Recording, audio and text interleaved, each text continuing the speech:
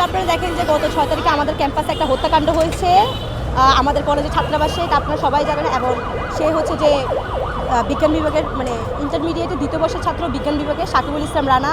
এতে সে হচ্ছে যে মৃত্যুবরণ করে এবং সে 10 তারিখে মৃত্যুবরণ করে এবং আমরা 11 তারিখে আপনারা জানেন আমরা তেজগাঁও কলেজের শিক্ষার্থীরা ফার্মগেট অবরোধ করি।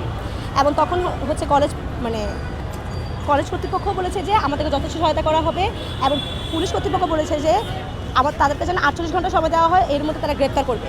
কিন্তু 48 ঘন্টা চলে গেছে, এমনকি তারা 72 ঘন্টার সময় চেয়েছে কিন্তু তারা গ্রেপ্তার করেনি। এমন যদি হতো যে আসল অপরাধী চিহ্নিত করা যায়নি তাহলে একটা কথা মানতাম, কিন্তু আসল অপরাধী চিহ্নিত করা হয়েছে, সিসিটিভি ফুটেজে সব কিছু দেখা গেছে যে কারা আসল অপরাধী। তারা বাইরে বাইরে ঘুরছে, তারা দেশের বাইরেও জানে, তারা কেন তাদেরকে এখনও গ্রেপ্তার করা হচ্ছে না। এমন আমরা যখন দ্বিতীয় দিন ফার্মগেট অবরোধ করি তখন হচ্ছে যে পুলিশ প্রশাসন এবং আমাদের গায়ে কিন্তু শিক্ষার্থীদের লাঠিচার্জ করে। যখন আমরা হচ্ছে যে মিছিল নিয়ে বের হই তখন তারা আমাদের সামনে ক্ষমা প্রার্থী হয়েছিল যে তারা ভুল করেছে, যে আমরা অযৌক্তিক কারণে হচ্ছে ফার্মগেট অবরোধ করিনি, আমাদের ফার্মগেট অবরোধ করা একটা যুক্তি কারণ আছে। এবং তারপর আমরা 6 জন শিক্ষার্থী মিলে স্বরাষ্ট্র উপদেষ্টার কাছ থেকে গিয়েছিলাম এবং তিনি আমাদের সামনে হচ্ছে যার কাছে মামলা হস্তান্তর করা হয়েছে তাকে ফোন দিয়েছে। তিনি বলেছেন তারা খুনি, তারা আসামি, তারা সন্ত্রাস, তারা কলেজ ক্যাম্পাসে হত্যা করেছে, তাদেরকে যেন যত দ্রুত সম্ভব গ্রেপ্তার করা হয় এই আশ্বাস তিনি দিয়েছেন।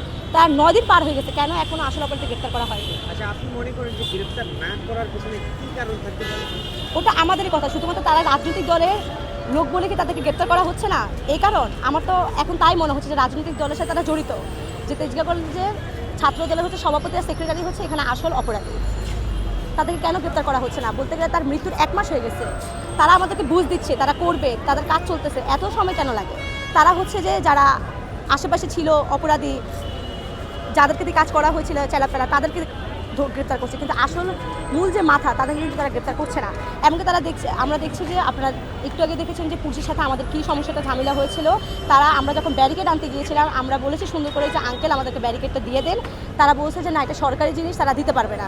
সরকারি জিনিস হলে তাহলে ক্যাম্পাসে যেটা হত্যা হয়েছে তারা এটার কেন তারা বিচার করছে না?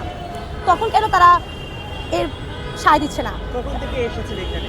আমরা বলতে গেলে প্রায় 11:30টার পর থেকে হচ্ছে ফার্মগেট অবরোধ করছি।